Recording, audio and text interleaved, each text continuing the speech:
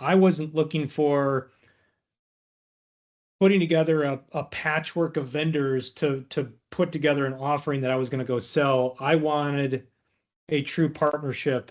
And I think you really nailed it when you said, a partnership, the difference between a vendor and a partnership is a vendor is just taking your money and providing a service, and it's a loose exchange of value. In a partnership, there's really goal alignment, right? And I think that's the big difference. And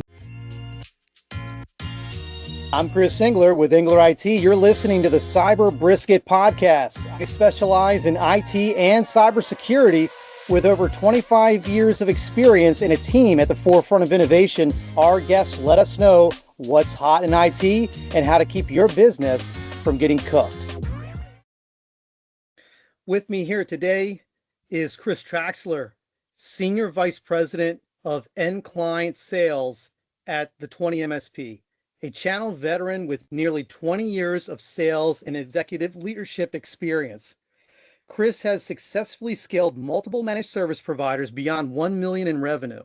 He previously founded and served as CEO of Cirrus Technologies, an Ohio-based MSP that was acquired by the 20 in 2022. Known for blending deep sales expertise with an engineering background, Chris Traxler excels at building scalable sales systems and high-performing teams. Chris, welcome to the Cyber Brisket podcast. yeah, glad to be here. Thanks for having me. I've been really excited for this conversation because there's so many things that I want to ask you. And so I have some questions here for you. And here's the first one. Having grown MSPs from the ground up and then operating at an executive level, what do founders most commonly underestimate when transitioning from building a business to truly scaling it? That's a great question. I think, when you're starting out, especially like me, when I started at zero, you're the butcher, the baker, the candlestick maker. You're doing everything, and you have to do everything out of necessity. But you cannot grow a successful, profitable business if everything relies on you. So very early on, I think the smartest things I learned was building systems very early on and hiring and delegating and elevating very quickly, right? Even from day one, before I had any revenue coming in, I had I had a part-time marketing person I was paying for. And I was leveraging the 20 myself as well. And so that allowed me to free up my focus and really focus on building the business instead of just being stuck in the weeds. I think the mistake a lot of MSP owners make is they come into it and they're very technically minded, and that's where their comfort zone is. That's where they're really good. And so they spend the predominant amount of time in the business doing technical work. And the problem with that is that comes at the expense of growing the business. So the sooner that you can hire and hire good quality talent, that allows you to offload that technical work where you can continue to be wearing the sales and marketing hat as long as you can. And I think, if you look at when you get to the point of scale, you made it when the business runs day to day, whether or not you show up. I knew my business was finally at scale when I could go on a 10-day vacation, be completely unplugged, not connected to the internet, and really not a good practical way for anybody to reach me. And I didn't have to worry about whether the business was going to be functioning or not. Yeah, that reminds me of a lot of advice that I've gotten in my career. And one of them I'm thinking about right now is E-Myth, where it's like, hey, you're doing everything, but you're not necessarily running the machine. And yeah, I agree with you because I see it all the time, especially when I look at my peers. I just see people that are very, very good at being in IT, but not necessarily business minded. Yeah. Great. All right, I got another question for you. How has your engineering mindset changed the way you design sales processes? And what lessons can non-technical sales leaders apply from systems thinking? I think the first misconception people have about sales is that the best salespeople are just natural Rico Suave, and they know they just can say the right things, and they're very persuasive. And don't get me wrong, I mean, that's good to have, but sales is actually very scientific and it's very process driven. And if you have clarity around what your sales process should be, and you have discipline and follow that process, and you systematize the sales process, that's where you're going to get much better results and be more consistent. And that becomes especially true when you start hiring salespeople and it's not just you. When it's just you, you can kind of get by without having a really clearly defined sales process. But when you're hiring and training salespeople to go out and sell on your behalf or sell for you, if you don't have a sales process, it almost never works. And Sure. so, just like, the analogy I would make is just like, if you're going to go out and do a server deployment, good MSPs don't just show up and wing it, right? They build a project plan. They've got a whole sequence of steps that they're going to follow to deploy that server, and they know they're going to get much better results and a much better outcome if they do that. It's the same thing in sales. Yeah, you usually spend twice as much time, if not more, planning than you do executing. Yeah, yeah. Most deals are lost not because of price or because of a bad service or product. Most sales are lost because they didn't follow a good sales process. Sure, I'm definitely in agreement there. All right, I got another question for you. You founded Cirrus Technologies and later saw it acquired by the 20 MSP. How did your perspective on growth, culture, and succession change across that journey? For me, when I started Cirrus Technologies, I was starting that business right from the get-go with the idea that I was building to sell at some point. I knew I wanted to build. That's what got me really interested in the MSP space to begin with, was the magical monthly recurring revenue, right? That's something magical that a lot of businesses don't have. And so I knew I was building to sell. So that kind of grounded me to do the right things right from the start, so that I was building something that was going to build value right from day one. I was not just focused on, don't get me wrong, when you start at zero, you're focused on getting a paycheck. But Sure. after you get your basic needs met, then I was hyper focused on how do I build equity? How do I build value?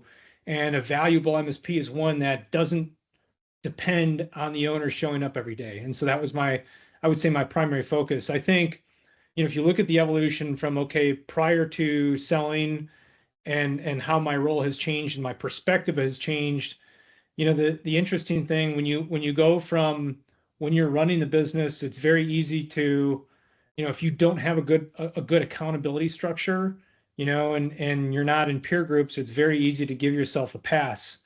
And that's why a lot of small business owners and MSP owners don't really grow, is they have no accountability and they're just showing up and reacting to the day. And the difference is, when you're in an organization our size, growth and scalability is not optional, right? You have to be growing. You have to be adding new recurring revenue every single month, because if you're not growing, you're dying. And that really becomes true at scale. The stakes are a lot higher when you have 400 plus employees that you got to meet payroll on, versus you're a small business and you got 5 employees, right? And so I think Yeah, that's the big difference.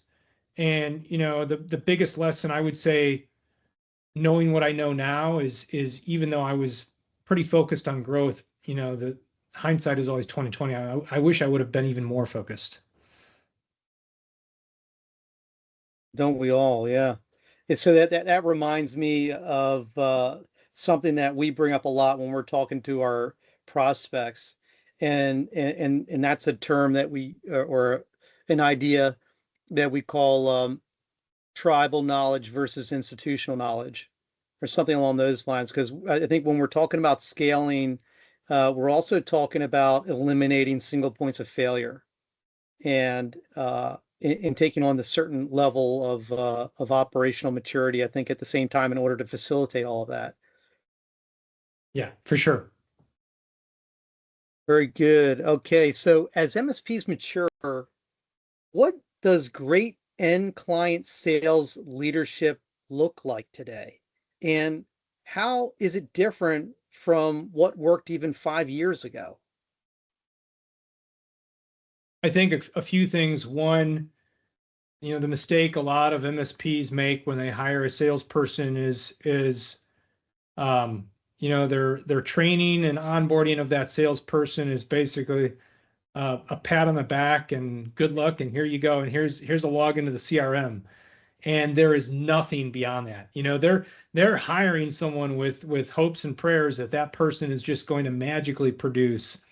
And even experience, even if you're hiring someone experienced in sales or a veteran in sales, it's no different than professional sports, right? The best professional sports teams also have the best professional coaches. And so if you're going to be hiring salespeople, someone needs to be the coach of the organization. I think that's a big one. And what makes a good coach? Well, obviously natural leadership ability and tendencies make a big difference, but a coach also has a very clearly defined playbook that he trains and teaches the entire team and makes sure that they're following, and that's going to include constant constant retraining, constant focus, after action reviews, dissecting deals. It's not like I hire a salesperson, I send them to some training, or I train them one time on our model and our pricing and packaging, and I tell them to have at it. It's ongoing. It's constant. Just like coaching in professional sports is ongoing and constant. You're doing tape review. You're preparing for each game. It's the same thing, and so all those things matter. And then you have to have a sales methodology. It cannot just be loose, basics of, okay, here's our pricing, here's our proposal, go out and here's our value proposition. A good sales organization is going to have a sales methodology that they focus on. And so there's different sales methodologies. There's Medic, there's Sandler, there's Challenger. We at the 20, we follow, pretty much the Challenger sales model is most relevant to what we sell. But having a good sales methodology is really important along with your playbook. Very good. Makes a lot of sense. I got one last question here before we move on to our next section. Yeah. And so when building sales teams that can scale, what traits matter most? Skills, mindset, or structure? And how do you intentionally develop those qualities? Yeah, good question. I think they all matter. Some of that, though, is going to depend on the organization that's hiring the person. Some of that is going to be dependent on the salesperson, right? When I'm looking at good salespeople, probably one of the biggest things I'm looking for is what is their track record of success selling monthly recurring revenue in a services-based organization.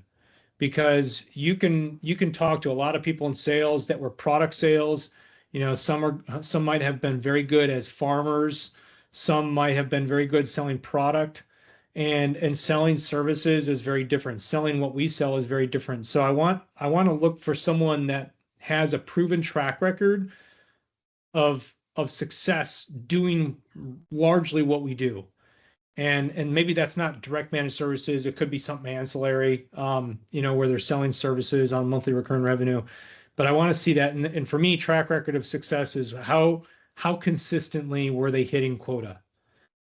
I would say with 90% certainty, if I hire someone that cannot demonstrate consistent quota attainment, selling services with monthly recurring revenue, 90% of the time that person will not work out and you're wasting your time hiring them. So that's probably the first and foremost thing that I'm looking for. It's the easiest way to vet out and screen potential candidates. I would also say mindset is really important. I need to hire someone that comes batteries included, right? I'm not here to be your therapist or your counselor. You have to come ready to, fully charged and ready to play, and you have to have a winning mindset. So second to that is I'm looking for someone that, has strong belief and desire to succeed. They're hungry. Um, they're ready to hit the ground running, and they're not someone that I have to spend a lot of time babysitting. Yeah, it makes a lot of sense. I know, The I know, the I don't like babysitting. Yeah, the teaching the sales process and our pricing and packaging and how we sell, that's probably tertiary, in importance. It's important, like they have to have a basic understanding, but I'm looking for those first two things first, because if they can do those, they can sell what we sell. Makes a lot of sense. That's great. So one thing, so I'd like to change gears here real quick. We've been talking a lot about you and your experience, and it is extensive, and it's always impressive having a conversation with you. And I'm grateful to have learned a little bit more about you so far.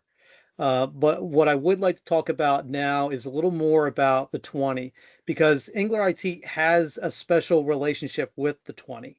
We're part of this group, this nationwide group of several hundred MSPs throughout the nation, and it really empowers us to do a lot of things. But most specifically, there's an aspect or there's a nature to the relationship that's special, and it's the same kind of thing that Engler IT tries to bring to their clients, and that's what I call being a true partner. And I'll just kind of hash this out for the audience so that they can kind of understand what we're talking about here. And if you've ever hired anybody to do anything for you, whether it's work on your house or or perform a service or anything like that, then you're have been through a situation where you've paid somebody to do something and you haven't necessarily achieved maybe the outcome that you were looking for. And that's because when you go out to the marketplace, there's plenty of people that are willing to take your money and they'll do X, Y, Z for that money, but not necessarily keep track of what the outcome is the desired outcome.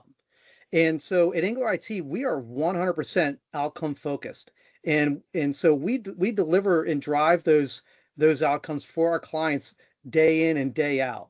And that's one thing that the 20 does for Engler IT too. And you guys really help us do that.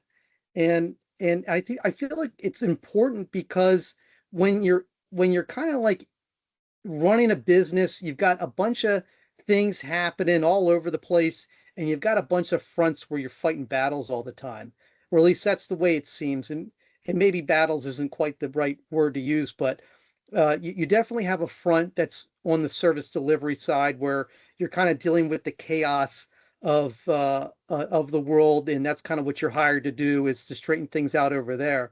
But then oftentimes what I find is that you partner with people to help provide you with services, and they don't necessarily always focus on the outcome. They're just kind of like, hey, well, I did XYZ for you, and therefore I'm entitled to this money, regardless of the outcome that has been produced. And so I always try to, and I found it essential to search for those partnerships where the person that I'm paying is focused on the outcome, because then they're really advocating for me. And so I'm wondering if maybe, and I realize maybe I've been a bit long-winded here, but I am interested to learn a little bit about your perspective in regards to having a true partnership. Yeah, absolutely. I mean, for me, I also lived it because I started an MSP. I was unique in that I started an MSP from zero, and I was leveraging the 20 from day one, right when the concept of the 20 was really coming to fruition. And for me, I think you hit the nail on the head. I wasn't looking for putting together a patchwork of vendors to put together an offering that I was going to go sell. I wanted a true partnership. And I think you really nailed it when you said, a partnership, the difference between a vendor and a partnership is a vendor is just taking your money and providing a service, and it's a loose exchange of value. In a partnership, there's really goal alignment, right? And I think that's the big difference. And so that's what really resonated me, and it made me sold on the idea of the 20 from day one, because growing an MSP and providing managed services and doing it right is incredibly challenging. It's incredibly difficult.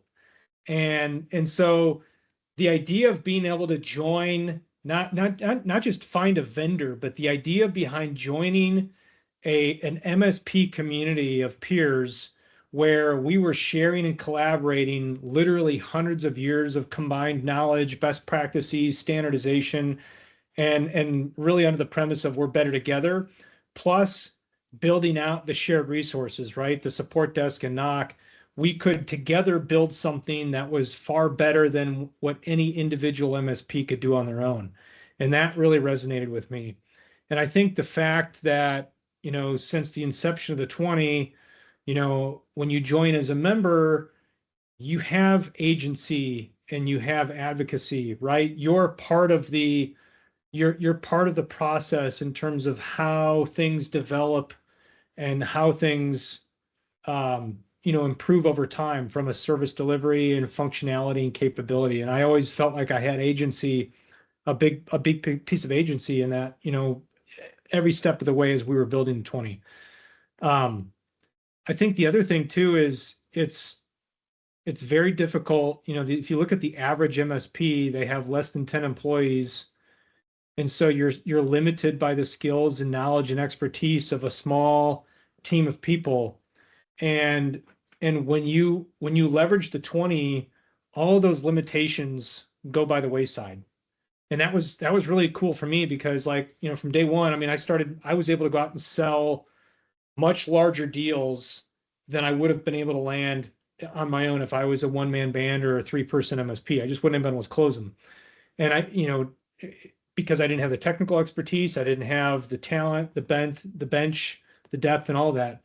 And so I could go out and sell some pretty complex clients and solutions, with SAN storage, VMware clusters, pretty advanced networking, stuff that I had never touched before. And, had I not been a part of the 20, it would have been really difficult to say yes to. So I think that's the third piece is just the community. And that allowed me to really scale not only with larger clients, but also geographically because we had the member footprint. And that was probably the other big piece was having the member community and boots on the ground coverage. When I sold in 2022, we were supporting clients all the way from Denver, Colorado, through up and down the East Coast and everywhere in between. So I think it was almost 19 states. And trying to do that on your own or leveraging contractors or Field Nation, really difficult to do that. Yeah, I mean, I think there are times when we do go that route, but it's for typically specialty situations where we know that there's a high level or high likelihood of success. Yeah. Uh, being part of the 20s definitely a big deal, and it has never felt like a vendor relationship to me. It's always felt like a partnership. Yeah. Because I've like what you were saying early on, I've got skin in the game, or to a degree. Oh no, I definitely have skin in the game because I got my name on the wall, and that means something to me. I'm going around and working with you guys, and we're sharing work, and I'm slapping my name on everything, and maybe my name doesn't mean anything to other people, but definitely means something to me. And so you guys have always done right by me and always surpassed my expectations. And one thing that I really appreciate is the camaraderie that exists across the membership. And even throughout, not just the membership, but throughout the organization, because I realize the organization is evolving as well and growing. And so I've always been somewhat of a stakeholder there because I'm not really like necessarily treated as a customer or a client. I'm kind of treated as a partner as well because I have influence, like you were saying. I've got some type of agency and influence over how policy and operating procedures and things of that nature. And I've seen others contribute as well. And it's just amazing and actually to me because I don't always see organizations embracing the knowledge and the talents of their membership. It's oftentimes like a very top down thing, and I'm not necessarily seeing that here. I'm seeing this more like this is definitely a community driven situation. Oh, absolutely. It's interesting. I would, I would always lead with the 20, when I was out selling our services because it was a huge differentiator. If I could tell the story of how I was part of a national group of IT service providers and I wasn't just my own MSP living on its own island, that resonated so much for two reasons. One, I think because, a lot of small businesses have been burned by an MSP that, you know, underpriced their services, Mhm. over promised and under delivered, was limited, didn't really have, a good bench of depth and knowledge and expertise. So, they're always learning on the customer's dime. And when you could tell that story that, you're part of a national group of IT service providers, you're sharing and collaborating. I can't tell you how many times when I would tell that story, the prospect that we were talking to they would say, "Man, that is awesome. We've always tried to do that in our industry, and nobody has been able to do it. So it's awesome that you guys cracked that code." Definitely a unique and fun situation to be in. Um, I would like to talk about one of the things that makes, well, I guess we've been talking about all kinds of things that makes the 20 special, but there is another thing in particular that makes the 20 unique, and that's ID 2020. And I've read through so many breaches over the years that have cost huge organizations hundreds of millions of dollars in breaches and legal fees and lost revenue and you name it. And it seems like if they had just had something like this in place, that the whole situation would have been avoided. And so one thing I know, and hopefully you can elaborate here, is I know that this is something that the 20 developed in-house, and I know that it's uh, or has been more or less exclusive to us over over the last several years has been in development. But I'm wondering if you could speak on that a little more. Yeah, absolutely. So if you rewind a few years ago, when the 20 really started gaining traction and we were really at scale, both as an MSP and as an organization of MSPs, that the question came up was like, okay, we're fielding thousands of phone calls every day from end clients and end users. How can we verify that person is who they say they are when they're calling in? Very important question, right? And if you go back and look at history, there have been several major breaches that have cost hundreds of millions of dollars. And the latest one with Clorox, even now, is that the MSP is actually being sued because all those breaches originated with the help desk. It was a threat actor who socially engineered them, called in the help desk, impersonated someone in the organization, did a password reset, and boom, now they have administrative credentials into an environment that they should not be accessing, and it's game over at that point. And so we at the 20, we looked around and we looked for tools in the marketplace that would be a viable option, and very quickly determined there really wasn't a good tool that existed. There were some tools that existed, but they had severe limitations, and one of them being, okay, you have to have an app installed on a phone. What's the problem with that? Fundamentally, the problem is the number one time someone's going to issue a password reset is when they got and they bought a new phone and now they've got no apps and Sure. services. And they're trying to log in and they don't know their password. Well, if that requires an app on the phone, guess what ends up happening in every case? They just disable the functionality, so they bypass it and they give this person credentials. Well, that's also the most likely situation for a breach, right? And so we developed ID 2020. We actually wrote the software, and it's a double-blind end user verification system. And so double blind meaning that the support desk technician doesn't know the code, can't read the code. The person on the other end has to read the code. It's sent out via text message or email, and so they get that code, they read it to the technician. The code matches, whoever's on the support desk line can provide support. If not, they're not authorized to provide support. Yeah, we're So not worried about people recognizing voices or anything like that, because even now with AI, You can impersonate someone's voice pretty easy. 100%, and that's always what we hear, when we're talking to MSPs that don't have it, or they're not, because that's a question we'll ask, like, how are you verifying the end user is who they say they are? It's like, sometimes we'll hear, well, we're a boutique MSP, we know our clients and we can recognize their voices. That's a dangerous game to play, and it doesn't scale.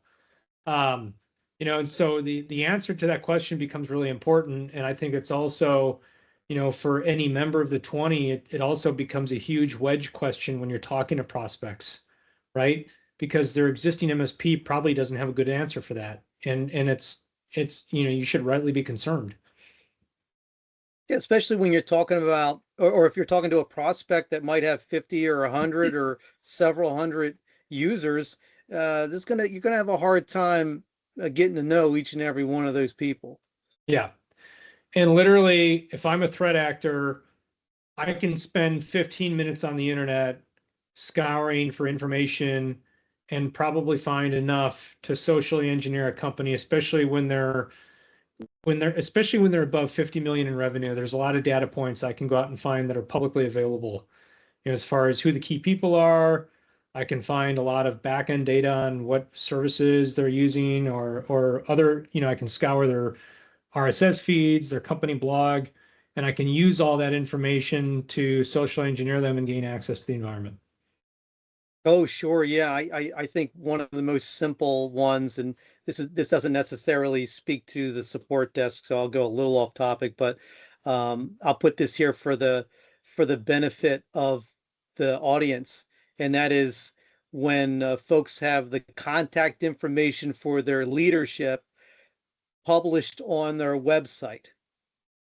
And I'm always seeing inevitably when you do that, there will be countless emails or in text messages from the CEO to the CFO with all kinds of wiring instructions and Yep. ACH transfer instructions that need to be updated and such. Yeah, absolutely. But yeah, but yes, the ID 2020 shoring up that social engineering vector for the support desk is huge because the support desk, they've got the keys to the castle, Yeah, and we want to make sure without a doubt that they are talking to who they should be talking to. And this is actually reminding me of something else that the 20 does, and that is we make sure that we have documented who's allowed to tell the support desks or to instruct the support desk to do different tasks. And yeah, I'm not really sure how other people deal with this. I have never really seen it or anywhere or how they talk about it, but not everybody in the company should be able to call up the support desk and initiate a password reset for another user or restore files from a backup or add or God forbid add a user yeah. to the system. Not everybody, not everybody in the office should be able to do that. It's only a few key people. And I think that starts to get into the operational maturity aspect of the 20 that we tend to reference. Yeah, absolutely. It's two things. One, having an approval matrix, in terms of what level of authority that user has is really important. And a lot of MSPs don't have anything, but even more fundamentally important, most MSPs don't even maintain an accurate database of users authorized to call in for support, period, for the organization.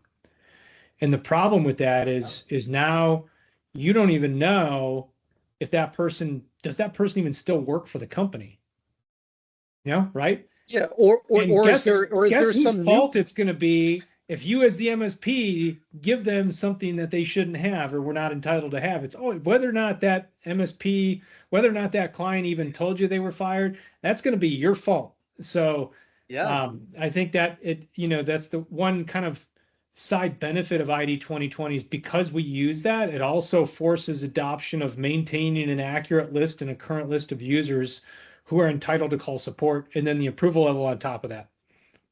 I can't tell you the number of times that a client of mine has hired a new team member and had that team member call into the support desk and we have no idea who they are.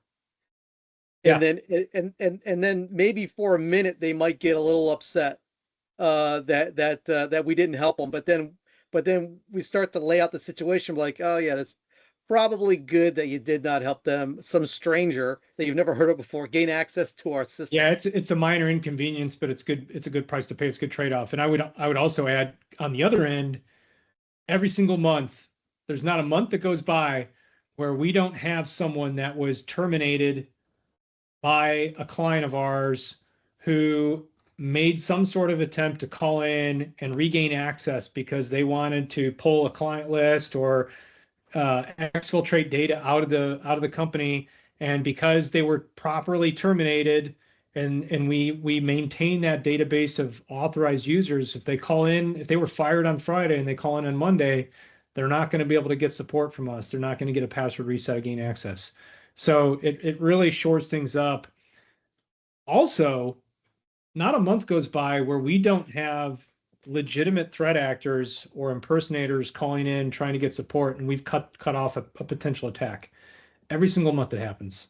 So I would say, if you don't have some sort of end user verification as an MSP, it's not a matter of if, but when somewhere a breach happens with one of your clients, it's going to happen. Great. There's one last thing that I want to touch on here, and that is I guess the nature of the support desk. And the support desk, I have seen it evolve over time and it has really become something quite special. And I have never once felt like I was outsourcing anything to anybody. And there's some people that could shine a negative light on us for working with the 20 in leveraging the support desk and say, oh, they're just outsourcing their support desk. And I tell you what, um, I've spoken to colleagues of mine that have gone down that route where they truly are outsourcing it, and they're working with some type of support desk that's offering these services, and it's not necessarily like a relationship like the 20 where they're also involved in the organization, have agency in its development, have leadership roles inside the organization, and so there's something really special about the support desk and the dedicated team that we have that's working with our clients. And we're always getting rave reviews about our clients' interactions with them. And it actually speaks to, and I realize I may be digressing here, but my mind's going and I kind of want to entertain this because there's one thing I always like to talk about whenever I'm running into any kind of prospect that doesn't know anything about us, and that is extreme accountability. And the 20 does this, and because the 20 does this, Engler IT can do it too.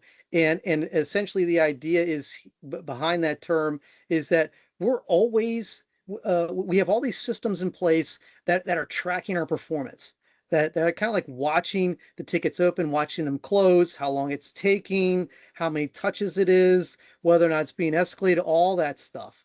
Oh, the phone calls that are coming in, we're tracking all these things and we're always soliciting feedback all the time. And it allows us to have these metrics that we can share. And I'm not really sure that anybody that has a quote unquote outsource support desk can really have the kind of numbers that we're showing. Yeah, you always hear, if you go to any MSP channel event, the common thing that you hear is, your help desk is the bread and butter of your organization. You just cannot or it's outsource it. And I would say, what, largely they're probably right. And why is that? Well, if you look at an outsourced, there's plenty of outsourced help desks that are just, a vendor product solution. The problem with them fundamentally is if you're going to be an outsourced help desk, you're catering to hundreds of MSPs, all operating individually with their own company way of doing business, with their own scope of work, with their own predominant business model, with their own tool stack. And that help desk has to cater to the lowest common denominator. And Yeah, they don't so stand a chance. they don't stand a chance. The difference fundamentally with the 20 is A, we don't just sell a help desk to anybody off the street. The help desk is a shared service that you gain access to by being a member. And two, we're hundreds of MSPs who are all singing to the same sheet of music, following the same business process, the same model, the same way of documenting things. And because of that, we can attain a much higher quality result and product through that, right? Because we're not having to cater to everybody individually. Um, but the other thing, if you look at, the basic fundamentals, at the end of the day, your clients and users really, they care to a certain extent, who they're talking to, but what they care most about is when they call, are they able to get quick and competent help? That's really what matters.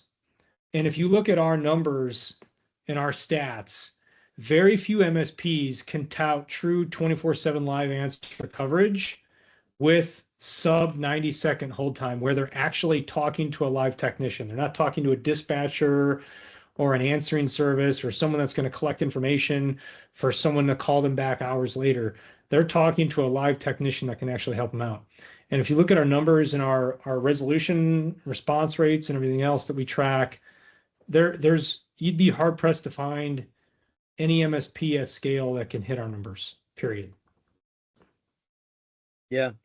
Yeah, I agree. I haven't really seen anything like it, and I'm really proud to be a member here. And I'm also super delighted that you've spent all this time with us today and shared some of your wisdom. Yeah. I don't really have any other questions. I think unless there's anything you wanted to add, it's probably a good time to say adieu. Yeah. No, I appreciate you having me on, and we definitely appreciate the partnership. Thanks, Chris. Yeah. Thanks. See ya. Bye. Yep. See ya. You're listening to the Cyber Brisket podcast. What's hot in IT and how to keep your business from getting cooked.